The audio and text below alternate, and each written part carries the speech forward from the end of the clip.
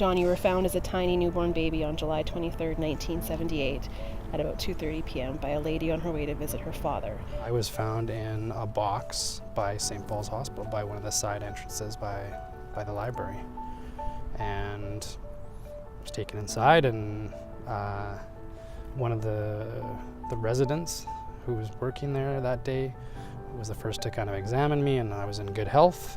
And his name was Joe Chin, who I think he still might be practicing in Saskatoon as a family physician. And so I was nicknamed Baby Joey after him. And then I spent a few days in the hospital, and then I went to foster care. When I was 3 months old, I was adopted by my parents. Who ended up adopting you? Oh, well, they're my parents. They're mom and dad. They're Jim and Sue Dosman. They're great. What did they tell you about why they wanted to adopt you? I have 4 older sisters, so I think part of it was they wanted a boy, and they joked that they kept trying, but they just couldn't pull it off, so they had to go a different route, they thought.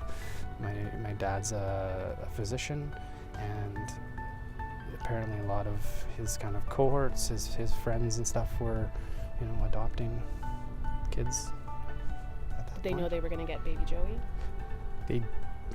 They had already gone through the process with social services. They'd already done whatever steps, the family interviews and all that, had been approved. And my dad got a copy of the Star Phoenix and saw some of these articles, and he actually called the social worker who was walking them through the process and said, "Hey, what about that baby?" But then thought nothing of it for a few months, but then social services called and said, "Actually, yeah, we'd like to offer you this baby." So what kind of life did you have growing up? I had a great life, yeah. Normal. Yeah, no issues. Had good friends, good family, did well in school. You deliver a lot of babies now. I do deliver a lot of babies. Do you ever think of that connection between where your story started and how now you share with people that very first moment of a child's life? Again, I didn't think about that for initially, but in the last couple years, I've started to think about that a bit more, and I think there is something there. I get a bit emotional when I think about that. I like keeping moms and babies together.